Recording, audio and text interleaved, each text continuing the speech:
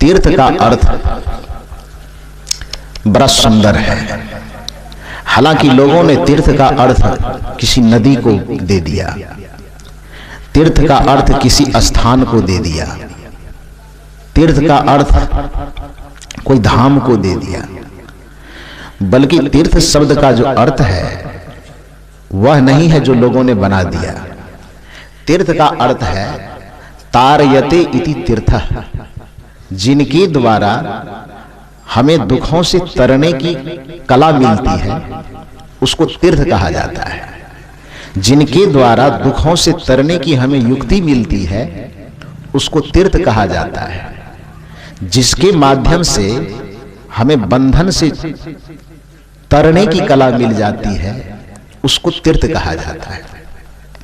और वह तीर्थ केवल और केवल एक ही चीज हो सकता है जिसे हम सत्संग कहते हैं। सत्संग के अलावा भवसागर से, दुख से, अज्ञानता से तैरने की कला कहीं नहीं सिखाई जाती।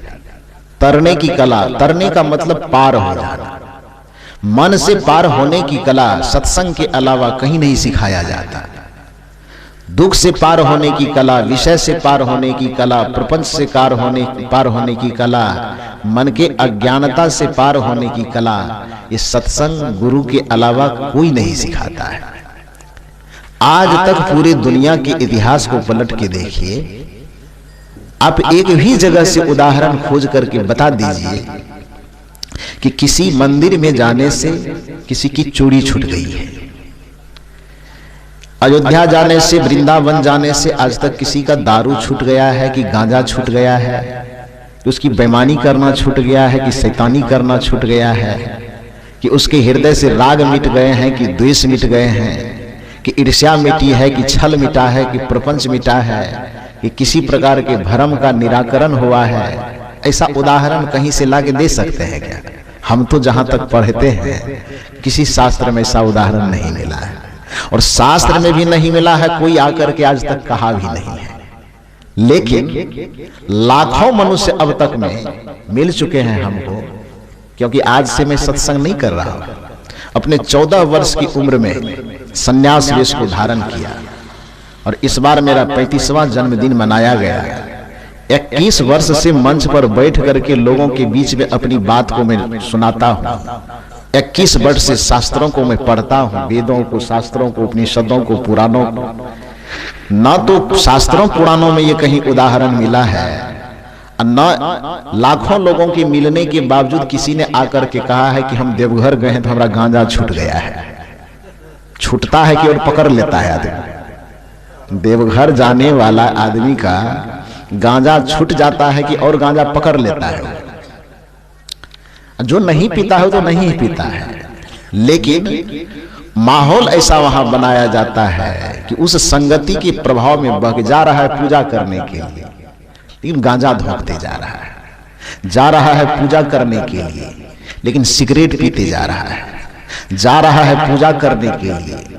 और अतिशयोक्ति न लगे, आप इसको बुरा न मानिए, तो कुछ कुछ ऐसे लोग हैं जो दारू पी करके भी कांवर उठा करके जाता है। दौड़ने वाले लोग सब पूछिए, हमने पूछा था सुल्तानगंज वगैरह सब में कार्यक्रम होता है, बहुत सारे भक्त के यहाँ आते जाते जब लोग मिलते हैं तो पूछता हूं कि आप पूजा करने जाते हैं तो ये दारू का सुगंध कैसे आ रहा है आपके मुंह से? कि साहब दौड़ करके जाना पड़ता है, नहीं पिएंगे तो दौड़ कैसे पाएंगे? पूजा क्या करता है? तीर्थ का अभिप्राय हमारे महापुरुषों ने बड़ा सुंदर दिया था। तीर्थ का अर्थ, पूजा का अर्थ बड़ा सुंदर है। इस सब चीज को हम लोगों ने बिगाड़ा है। मनुष्य एक ऐसा प्राणी है जो हर अच्छे चीज को ये बिगाड़ देता है। मनुष्य एक ऐसा प्राणी है, ये जहां जाता है कुछ बनाने के बजाय ये बिगाड़ते चला जाता है। इसके खजाने में जो भी आता है अपने मन मस्तिष्क में ऐसा खुराफात ये बना करके पहले से रखा है कि किसी भी चीज को ये बिगाड़ ही देता है।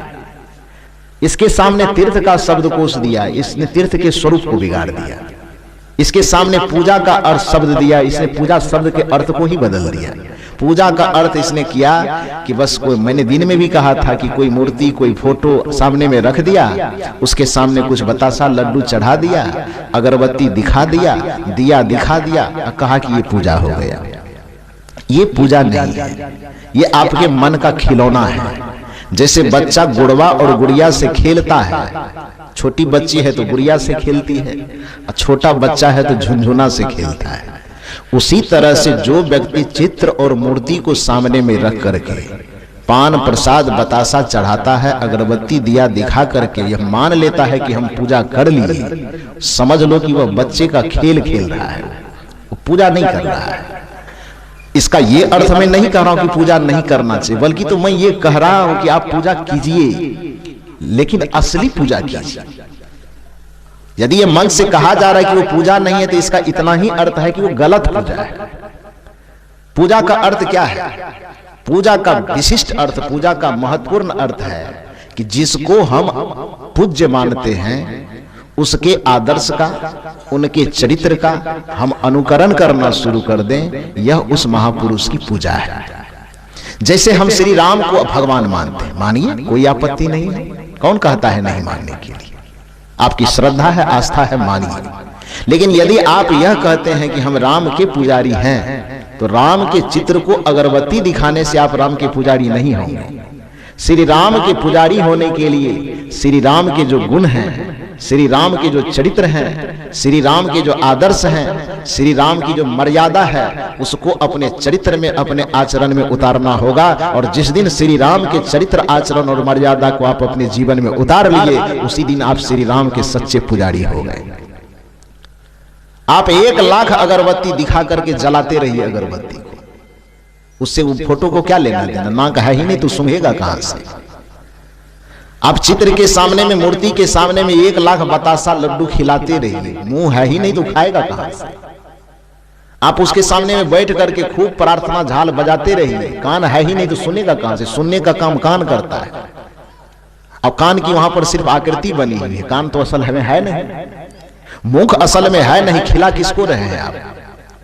आंख वहां पर है नहीं, दिखा किसको रहे हैं आप? नाक वहां है नहीं, सुहा किसको रहे हैं आप? तो चित्र, मैंने दिन में भी कहा था कि चित्र का और मूर्ति का प्रयोजन है, उसकी भी आवश्यकता है।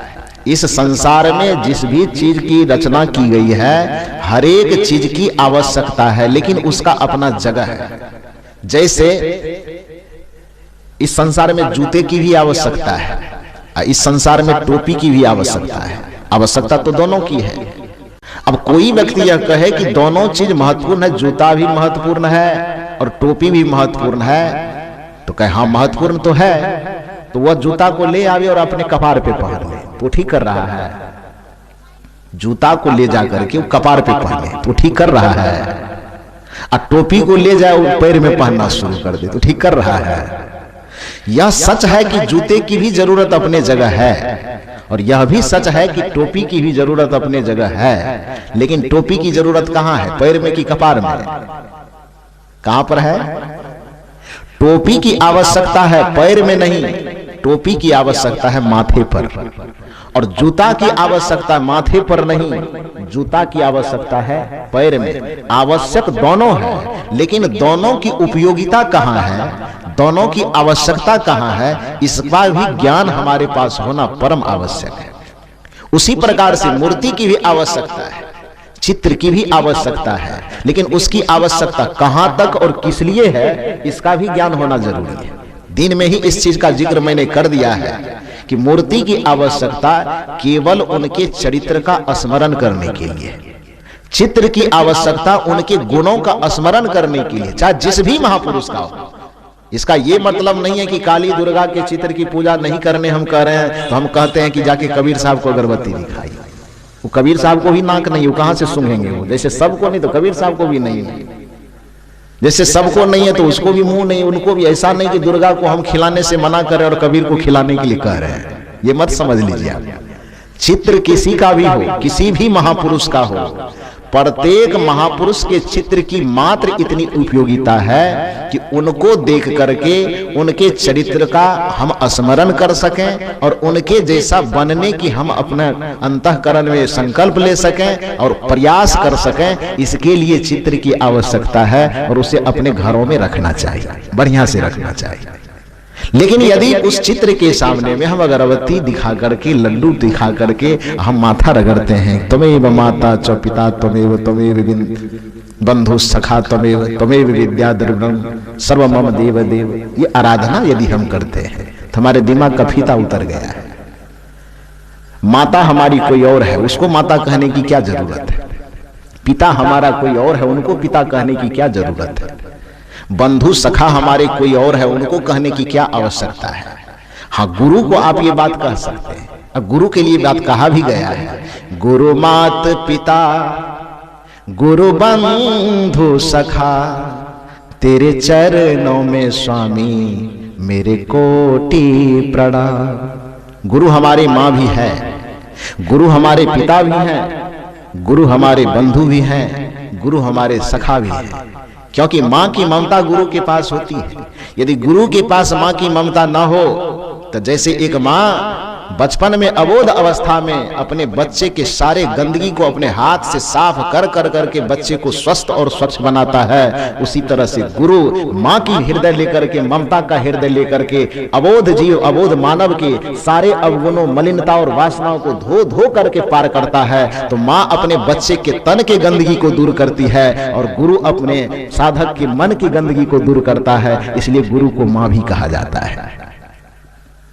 पिता का काम है संरक्षण देना, तो पिता जैसे अपने बच्चे को संरक्षण देता है, आगे बढ़ने के लिए उसको संपत्ति देता है, धन संपदा देता है, उसी तरह से गुरु अध्यात्म के पथ में, कल्याण के पथ में बढ़ने के लिए अपने शिष्य को संबल देता है, आधार देता है, साहस देता है, ज्ञान, ध्यान और भक्ति की संपत्ति देता है। इस प्रकार से गुरु अपने शिष्य का संरक्षक होता है। इसलिए गुरु शिष्य का पिता भी कहलाता है।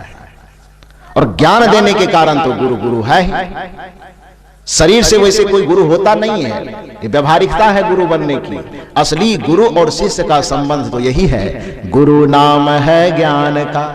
कबीर साहब कहते हैं, शिष्य सीख ले सोय ज्ञान मर्यादा जाने बिना, गुरु शिष्य नहीं हो। शिष्य उसे कहा जाता है जिसमें सीखने की पात्रता हो, गुरु उनको कहा जाता है जिसमें ज्ञान देने की, चेतना में परिवर्तन लाने की ताकत हो, उसको गुरु कहा जाता है। मुख्य रूप से गुरु उसे कहते हैं जो हमें बदल दे। गुरु इसे नहीं, केवल बोलने वाले को गुरु नहीं कहा जाता। ऐसा नहीं कि जो बोलने जानता हो मंच पे बैठ करके बस गुरु हो गया, नहीं नहीं। मंच पे बैठ करके, मंच पे खड़ा होकर के जोकर भाषण देने नहीं जानता है, जानता है कि नहीं जानता है, वह अभी रात भर लोगों का मनोरंजन कर देता है, तो क्या जोकर को गुरु कहा जाएगा? कोर्ट में खड़ा होकर के घंटों घंटों वकील बहस कर देता है। हम जितना बढ़िया बोल सकते उससे कई गुना ज्यादा बढ़िया वकील बोल देगा, उसको गुरु कहा जाएगा। कॉलेज में, विद्यालय में खड़े होकर के प्रोफेसर घंटों घंटों लेक्चर दे देता है, उसको सदगुरु गुरु कहा जाएगा। अब भौतिक अर्थ में गुरु कहा जाता है, लेकिन आध्यात्मिक बंधन से मुक्त करने वाला गुरु उनको नहीं कहा जाएगा। वो आध्यात्मिक गुरु वो नहीं होंगे। अब प्रोफेसर, वकील इत्यादि की बात तो छोड़िए, बोलने में तो आजकल दुनिया के लोग इतने माहिर हैं कि चौराहे पे खड़ा होकर के जो व्यक्ति का कहाड़ा भी कभी नहीं पढ़ा वो दुनिया भर की बात जानता है। यूपी में चुनाव हो रहा है, कौन जीतेगा हो, बस एक चर्चा खोल दीजिए, देखिए कितना भाषण सुनने को मिलता है आपको। बिहार में बीजेपी और नीतीश में खटपट चल रहा है, क्या होगा, इतना सब प्रश्न खाली छेड़िए, देखिए कितना भाषण सुनने को मिलता है। कहने का यह अर्थ है कि केवल बात को बोलना या बात को बनाना यही गुरुता का लक्षण नहीं है। गुरुता का लक्षण यह है कि जो अच्छी बात बोलना भी जानता हो और उन बातों के अनुरूप वह जीना खुद भी जानता हो और दूसरे में जीवन जीने की वह प्रेरणा पैदा करके आदमी के चरित्र में, आदमी के चिंतन में, आदमी के स्वभाव में परिवर्तन कर देने की क्षमता जिसके पास है उसको गुरु कहा जाता है। गुरु नाम है ज्ञान का, शिष्य सीख ले सोए ज्ञान मर्यादा जाने बिना, गुरु शिष्य नहीं हो। तो गुरु माता भी है, गुरु पिता भी है, गुरु तो गुरु है ही, गुरु बंधु भी है। बंधु माने भाई, भाई का मतलब भरोसा देने वाला होता है। जब कोई भी समस्या, कोई भी संकट, कोई भी परेशानी आप लेकर के जाते हैं तो क्या होगा नहीं होगा वो बाद में देखा जाएगा। गुरु सबसे पहले आपको भरोसा देते हैं कि सब ठीक हो जाएगा, चिंता मत करो, देता है ना, ये आश्वासन देता है। गुरु यह भरोसा देता है कि जिस दुख को भगवान भी नहीं हर सकते हैं, आ जाओ मैं तुम्हारे दुख को दूर कर दूंगा। पहले आंसू पूछते हैं, इसलिए कहा गया, हम लोग भजन में गाते हैं, जब जीवन दुख से घिर जाए कोई बात समझ में ना आवे। जब हमारा जीवन दुखों से घिर जाता है, हमारा जीवन संकट से घिर जाता है, हमारा जीवन परेशानी से घिर जाती है, आगे पीछे दाएं बाएं ऊपर नीचे देखने पर भी समस्या का कहीं कोई समाधान नजर नहीं आता है, तब हमें गुरु का शरण याद आता है। जब जीवन दुख से घिर जाए कोई बात समझ में ना आवे, तब करके भरोसा सदगुरु पे उनकी शरण में आ जाना। सदगुरु के ऊपर भरोसा करके उनके शरण में आ जाना। तो सदगुरु का स्वभाव है एक भरोसा देना, और भरोसा देना भ्राता का लक्षण है, इसलिए गुरु को बंधु भी कहा जाता है।